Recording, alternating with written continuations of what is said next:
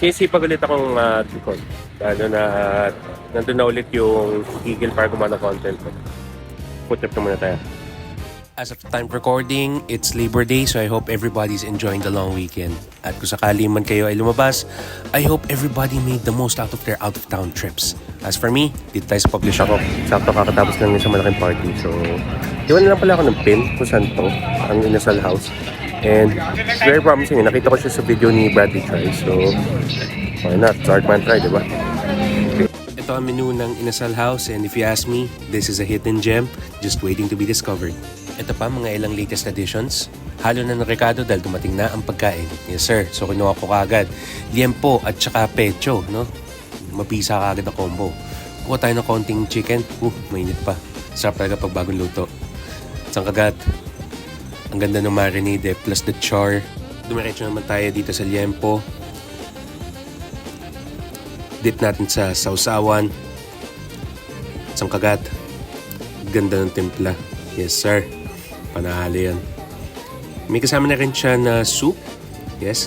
Mainit na sabaw para sa mainit na araw. Filipino things, right? Panalo yan.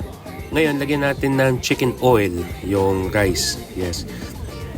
Garlic rice at saka chicken just hits different if you ask me. Iba talaga eh. Sobrang na-meet ng combination na to. Mapapa-extra rice ka talaga ng todo. With a little bit of heat. Sir, panalo yan. Meron din silang paandi rice, and if you ask me, kung ganito kasulit yung pagkain, talagang mapapa-extra rice ka. Pag maganda yung pagkakaihaw dun sa liempo, maski kahit yung balat, grabe, sobrang namit gid. Tapos sumama pa ng rice. Sulit. Panalo yan. Talagang mapapadami ka kasi ng extra rice dito eh. Lalo na pag pakurot-kurot ka lang ba ng inasal. Tapos yung panulak mo sabaw. Mapapadami ka talaga. Ang ambience niya ay para siyang lutoan na nilagay lang sa harapan ng bahay. And if you ask me, sobrang cozy niya eh. Pero since it's in the heart of poblasyon, I would consider this, kung gusto nyo na mag-pre-game na muna ng sulit, pwede. Siyempre, lahat ng mga extra rice natin may kasama little bit of heat para enjoy, di ba? Kuha lang ng kuha. Impression ko din so far, maganda yung timpla ng chicken, maganda yung pricing for what you get, at overall experience napakaganda. So if you ask me, maganda na napunta ko na siya bago pa siya maging full-blown discovered. Solid. Mula sa kanilang Facebook page, sila ay nagsisimula mag-operate ng mga alas 5 ng hapon and until supplies last. Normally mga around 10 PM. Kaya paunahan lang talaga bago maubusan. Grabe. Sobrang sulit.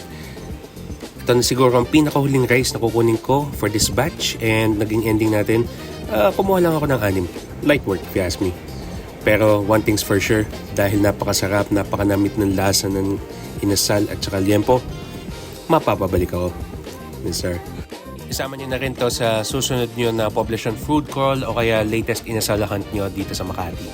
Sir, panalo yan.